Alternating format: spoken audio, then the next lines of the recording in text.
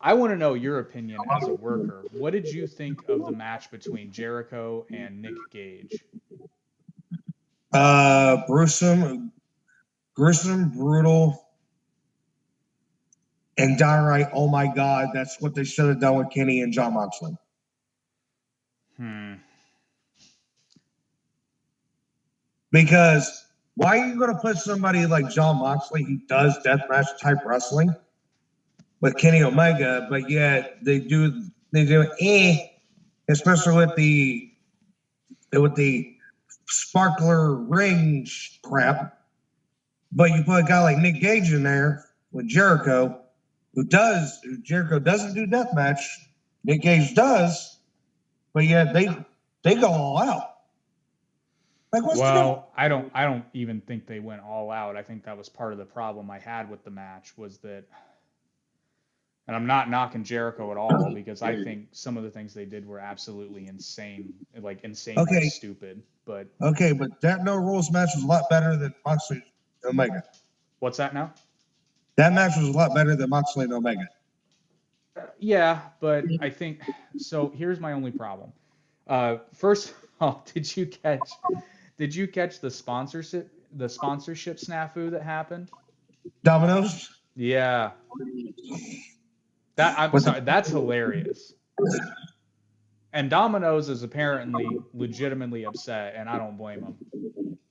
Well, I don't blame him. For those of you that don't know what we're talking about, so at the moment, right when Nick Gage was using the pizza cutter, yes, he was using a fucking pizza cutter on Jericho's forehead. They go to the picture-in-picture in the commercial, and it's a Domino's commercial that shows a pizza cutter slicing through a piping hot pizza. And Domino's is understandably upset. And this links into the Nick Gage Matt Cardano match, which I watched. I saw highlights of that. It's like I watched the whole match, and it. I don't. Yeah, you weren't good. Do what? Yeah, you wasn't a fan, was you? I just don't get it. Like, I don't get the point. So, okay. No, wait, you don't get the point of their match, or you don't get deathmatch wrestling? I don't get deathmatch wrestling. But so you are Cornette. So you are Cornette. Do what? So you are Cornette. No. Okay, so I shouldn't say I don't get deathmatch wrestling. What I don't get is why you would bring somebody in like Matt Cardano and do a deathmatch with the, quote, king of deathmatches, because Cardano was obviously uncomfortable. And then I read up and saw highlights of the David Arquette incident. And here's my problem. And I'm going to try to say this the right way because I'm not trying to sling unnecessary shit at anybody. Here's my problem with Nick Gage. So the guy literally, like, legally died once during a wrestling match, and the dude he's a known drug addict and a convicted felon, and yet he's still somehow allowed to do this still. But here's my main issue with the guy. I watched an interview he did with Chris, what's his name? I can't remember. And he was asked about that guy. He was asked about the David Arquette incident, and Nick Gage has an excuse for everything. And yet there's a lot of people that accuse the guy of being unsafe and taking liberties, but he's always got an excuse. And his excuse was, oh, well, Arquette was moving around and I told him to chill. It's like, well, Arquette also asked you not to cut his face because he's an actor. And then you went to cut his face, and then you put the damn thing in his mouth, and your story is that because he moved, it caused the pizza cutter to not cut properly. Or, I'm sorry, that was Moxley. Arquette was the neck. I'm sorry, I got that confused. Arquette allegedly asked you not to cut his face. And then after cutting his face, Arquette allegedly moves, and that caused the light tube or whatever it was to stab him in the neck instead of the face. You were asked not to cut him in his fucking face, which I understand because David Arquette is an actor.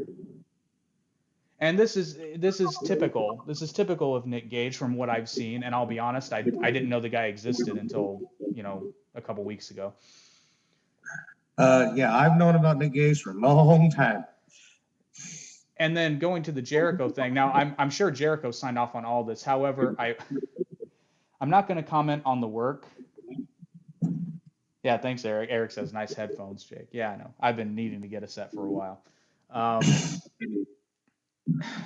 To me, it just seemed, it seemed, okay, so my issue isn't with the work, it's with the psychology. So at one point in the match, Gage sets up a sheet of a sheet of glass underneath two chairs and puts Jericho underneath it, presumably to like do a splash through it or do a like or something. He's gonna send his body through the glass onto Jericho.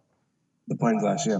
Yeah. Well, okay. So if this is a legitimate fight and I'm using a piece of glass, I'm gonna throw the other dude into it.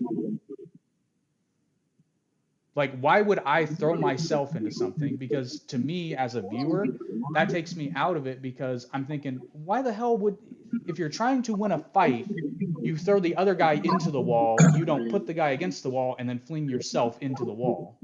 And this is why Cornette doesn't like deathmatch wrestling, because there technically is no psychology degree to a hardcore type match. I mean, there can be, there can be a psychology to doing a death match to a death match. Okay, well, so speaking. Yeah, I've seen it. You hit the other dude with the shit. Right, right. But when it comes to, but I've seen people, just like lay somebody down in the corner and they'll put some stuff on there and they'll sacrifice their own body to do more damage to the people, like what you just said. So, like, I understand that's stupid, but that's how people wrestle now and everything. And you got to be honest. After watching him, he's the emulation of New Jack.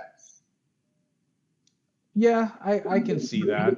But again, look at what happened to New Jack. I don't understand why you would want to copy that. That's because that's what people grew up with. That's what they want. That's what they watch. That's what they want to do. I suppose so. But there were many moments in that match that I was just looking at it and I'm like, this is just, I don't know. And the crowd was, I'm not going to say they weren't into it, but there were people that were legitimately freaked out and they showed them on camera, which I also thought was a really bad idea. At one point, they showed a close-up of a girl in the audience who had gotten some of the glass knocked onto her. Oh. And she was clearly not happy. Like, right. Okay, so I'm not going to hate on death matches, but there's a time and place, and TNT Primetime is not one of them. Well, it was just I'm not disagreeing with that, but it was one of those one-off shoot type things. Which I get, and I think what they were trying to do is legitimize Jericho. And who knows? I think Jericho might be doing somewhat of not a retirement tour, but kind of like okay, here's the things on my bucket list. Let's cross them off while I'm in AEW. And I think having that kind of a match was one of them.